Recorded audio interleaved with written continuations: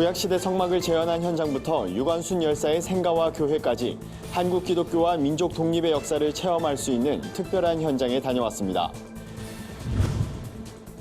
서울에선 한국 복음화의 첫발을 내디딘 선교사들의 발자취를 돌아보는 시간을 마련했습니다. 이어서 보도해드립니다. 예배 회복과 건강한 교회 공동체 형성을 돕는 워십 빌드업 컨퍼런스가 8주간의 일정에 돌입했습니다.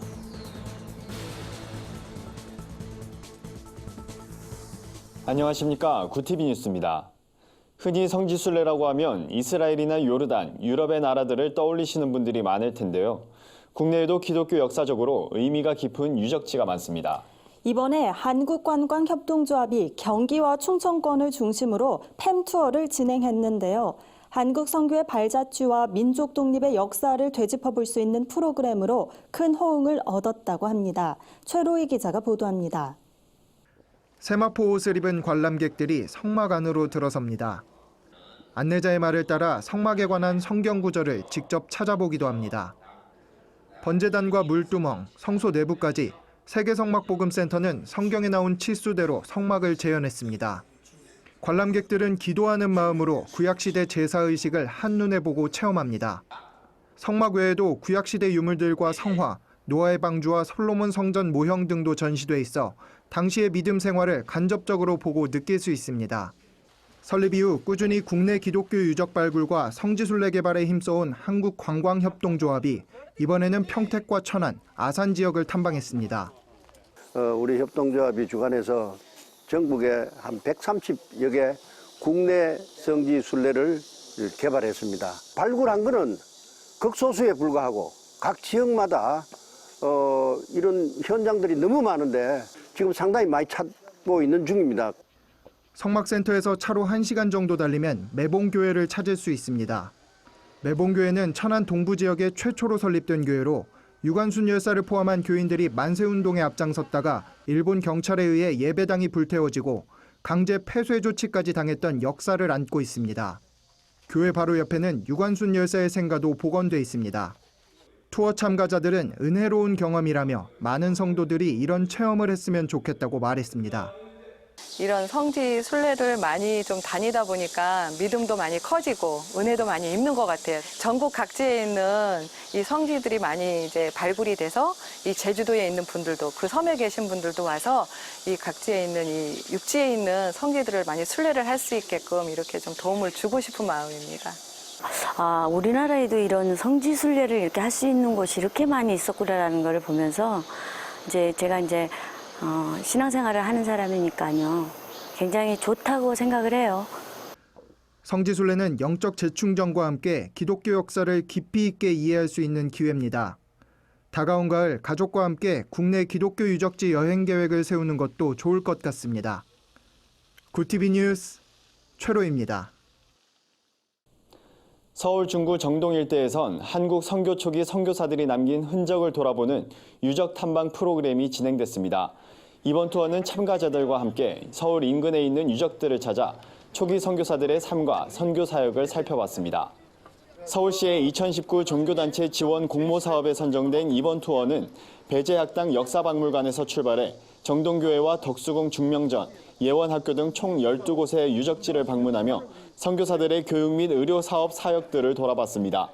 특히 배재학당 역사박물관에는 아펜젤로 선교사의 삶을 고스란히 느낄 수 있는 각종 유물과 함께 고종이 하사한 현판도 그대로 남아 있습니다. 조금만 걸어가면 감리교회 최초 서양식 개신교 예배당인 정동제일교회도 만날 수 있습니다. 한국교회사 전문가 홍승표 박사는 오늘날 기독교 신앙과 근대 시민사회를 돌아보는 데 있어 정동은 의미 있는 곳이라며 이번 투어를 통해 신앙인들과 비신앙인들이 역사의 보편적 가치를 알아보는 시간이 되길 바란다고 전했습니다. 예배와 공동체 관계 문제는 한국교회 부흥을 위해 해결해야 할 과제입니다. 지역교회나 중소형 교회에선 더욱 어려운 게 현실인데요. 한국교회의 예배 회복과 찬양의 활성화, 건강한 공동체 만들기에 앞장서고 있는 EOM 미니스트리가 지난해에 이어 워십 빌드업 컨퍼런스를 개최했습니다. 워십 빌드업 컨퍼런스는 교회별 상황에 맞는 예배와 찬양, 팀 사역, 관계와 소통 등을 돕는 커리큘럼을 제공하고 있습니다.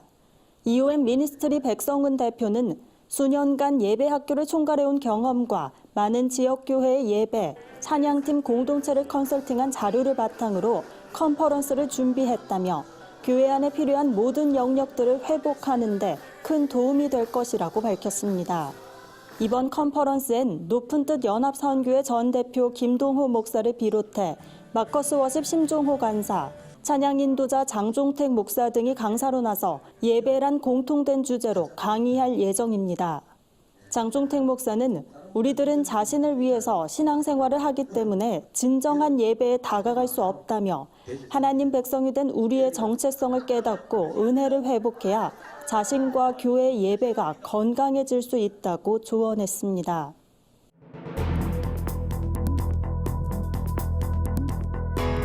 세계 곳곳의 주요 소식을 살펴보는 시간입니다. 신중국 건국 70주년을 맞아 베이징에서 역대 최대 규모의 열병식 행사가 예고된 가운데 중국 정부가 삼엄한 통제에 나섰습니다. 천안문 광장 개방을 일시 중단할 뿐 아니라 유흥시설도 한 달여간 강제로 문을 닫도록 한 건데요. 자세한 소식 윤인경 기자가 전해드립니다. 오는 10월 1일 신중국 건국 70주년을 맞아 베이징에서 다양한 행사가 예고된 가운데 중국 정부가 삼엄한 통제에 돌입했습니다. 대외적으로는 테러를 막는다는 명분이지만 최근 홍콩 시위 장기화로 인한 여파를 방지하기 위한 조치로 보입니다. 웨이보에 따르면 베이징시는 오는 5일부터 건국절까지 약 한 달간 유흥시설의 문을 강제로 닫습니다. 또 공안을 총동원해 지하철과 각종 공공장소에서 검문 검색을 강화하며 집회도 제한할 예정입니다.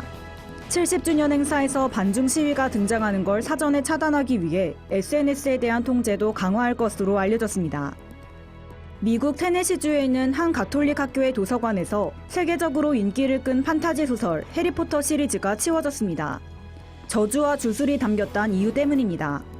가디언에 따르면 세인트 에드워드 가톨릭 학교는 학부모들에게 여러 퇴마사의 조언을 받아 이런 결정을 내렸다고 이메일로 통보했습니다. 주임 사제인 댄 리힐은 해리포터 책에 나오는 저주와 주문은 실제 저주라며 읽는 순간 그 사람에게 악한 영이 발현될 우려가 있다고 설명했습니다. 미국 도서관협회에 따르면 해리포터 시리즈는 2009년까지 10년간 소장 반대 요구가 가장 많이 제기된 서적입니다.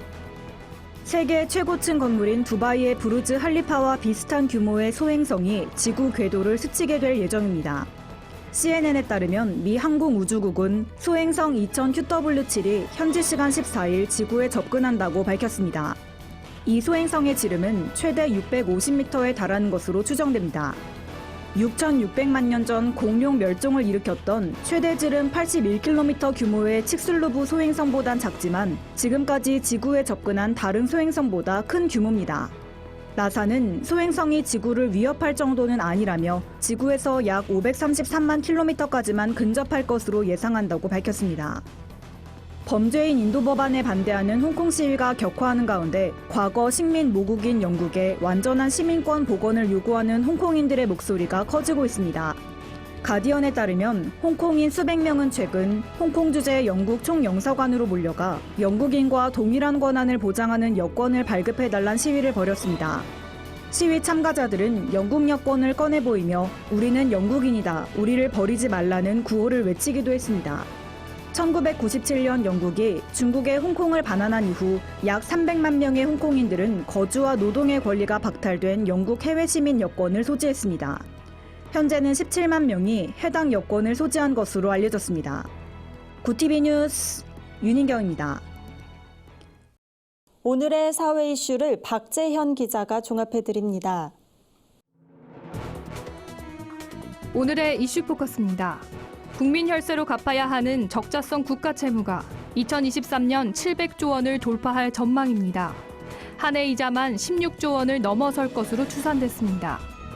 2019년에서 2023년 국가채무 관리 계획에 따르면 오는 2023년 국가채무 1,061조 3천억 원 중 적자성 채무는 67%인 710조 9천억 원에 달해 사상 처음으로 700조 원을 돌파합니다. 올해에 비해 10%포인트 이상 증가한 겁니다. 기획재정부 관계자는 지출구조 조정 등을 통한 절감과 비과세 감면 정비, 탄로소득 과세 강화 등으로 세입 기반을 확충해 적자를 줄여나갈 계획이라고 말했습니다. 일본 수출 규제로 피해를 입은 기업에 대한 금융 지원 규모가 한 달도 안 돼 4천억 원을 넘어섰습니다. 지난달 5일부터 30일까지 은행 신고센터에서 지원을 받은 실적을 모두 합치면 기업 226곳이 4,443억 원의 금융 지원을 받은 것으로 나타났습니다.